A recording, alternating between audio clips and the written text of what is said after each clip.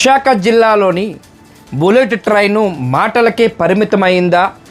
కేంద్ర ప్రభుత్వం దగ్గర నుంచి రాష్ట్ర ప్రభుత్వం కూటమి నేతలు మాటల గాడిలాగా మాట్లాడుతూ ఉన్నారా? ప్రజల్ని మోసం చేయడానికే ఇది పన్నంగం పెట్టుకున్నారా? విశాఖ జిల్లాలోని ఎప్పుడో అనుకుంటున్నటువంటి బుల్లెట్ ట్రైన్ గురించే మాట్లాడుకుందాం. బుల్లెట్ రైలు గురించి రాజకీయ ప్రకటనలు వినిపిస్తూ ఉన్న క్షేత్రస్థాయిలో ప్రతిరోజు రైల్లో ప్రయాణించే వేలాది మంది ఎదుర్కొంటున్న లాస్ట్ మైల్ సమస్య మాత్రం ఇప్పటికీ అలాగే కొనసాగుతుంది. 100 కిలోమీటర్ల వేగంగా వచ్చిన రైళ్లు విశాఖ నగరంలోకి ప్రవేశించే చివరి కొన్ని కిలోమీటర్లలోనే గంటల తరబడి నిలిచిపోతుండడంపై ప్రయాణికులు తీవ్ర అసంతృప్తి వ్యక్తం చేస్తున్నా పట్టించుకోవట్లేదే. ఇటీవలి విశాఖ బుల్లెట్ అంటూ త్వరలో కీలక ప్రకటన ఉంటుందని బీజేపీ రాష్ట్ర అధ్యక్షుడు పివిఎన్ మాధవ్ వ్యాఖ్యానించిన విషయాలు ఎక్కడికి వెళ్ళిపోయాయి?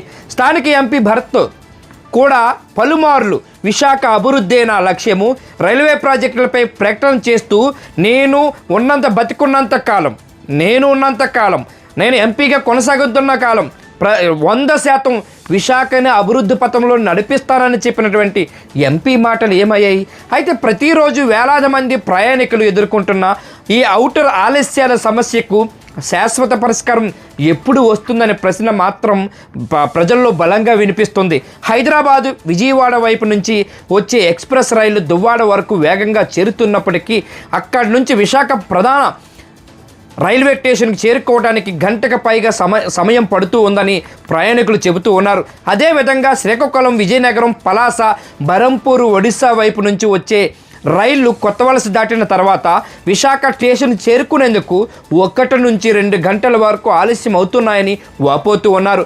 గుంటూరు, కోరాపుట్, అరకు ఎక్స్ప్రెస్తో పాటు గుంటూరు ప్యాసింజర్ వంటి రైల్లో వచ్చే ప్రయాణికుల పరిస్థితి మరింత ఇబ్బందికరంగా ఉందని చెబుతూ ఉన్నారు.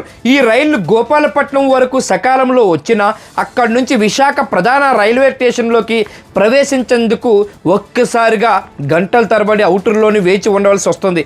ఆవేదన వ్యక్తం చెందుతున్నటువంటి ఎంతోమంది ప్రయాణికులు, రైల్వే రంగం పైన అవగాహన ఉన్నవారి అభిప్రాయం ప్రకారం విశాఖపట్నం ప్రధాన రైల్వే స్టేషను టెర్మినల్ స్టేషన్ కావటము, రైలు రివర్సల్ ప్రక్రియ రావటము, పరిమిత ట్రాకులు, ప్లాట్ఫామ్లు లభ్యత వంటి అనేకమైన అంశాలు ట్రాఫిక్కి ప్రధాన కారణాలుగా కనిపిస్తున్నాయని ఓ పక్క రైల్వే అధికారులు, మాజీ అధికారులు కూడా ఇదే చెప్పుకుంటూ ఉన్నారు. ఇదిలా ఉండగా విశాఖ కేంద్రంగా ప్రకటించిన సౌత్ కోస్ట్ రైల్వే జోన్కు సంబంధించిన మౌలికమైనటువంటి సదుపాయాలు అభివృద్ధి వేగవంతం కావాలని దువ్వాడ, కొత్త వలస, గోపాలపట్నం వంటి ప్రాంతాలను శాటిలైట్ టెర్మినల్గా అభివృద్ధి చేసే అవకాశాలు పరిశీలించాలని పలువురు ప్రయాణికులు కోరుతున్నా ఇప్పటికీ కేంద్ర ప్రభుత్వం కానీ రాష్ట్ర ప్రభుత్వం కానీ మాట్లాడట్లేదే.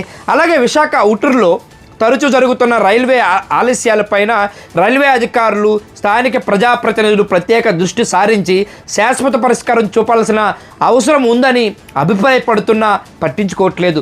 దీనికి కారణం రాజకీయ నాయకులు మాట్లాడుతున్న మాటలు, గారెడీలు తప్ప మరొకటి లేదు అనడానికి విశాఖ జిల్లా రైల్వే జోనే దీనికి నిదర్శనమని చెప్తూ ఉన్నారు. బుల్లెట్ రైలు వంటి భవిష్యత్తు ప్రాజెక్టులు ఎంతో ముఖ్యం.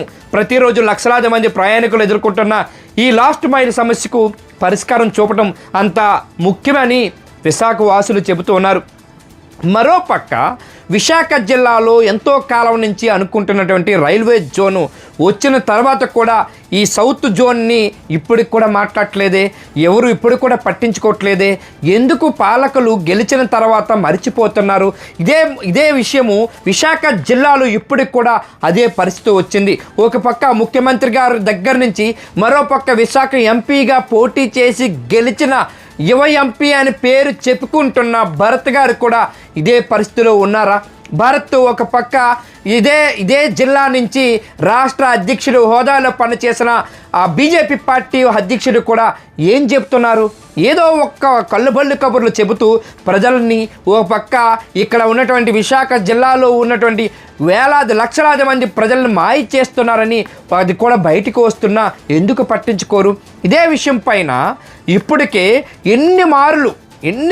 ఎన్నిసార్లు చెప్పినా మొత్తం కూటమి నేతలు చెబుతున్న మాటలు అన్ని అబద్ధాలని విశాఖ వాసులు ఆ నోట ఈ నోట చెప్పుకుంటూ ఉన్నారంట.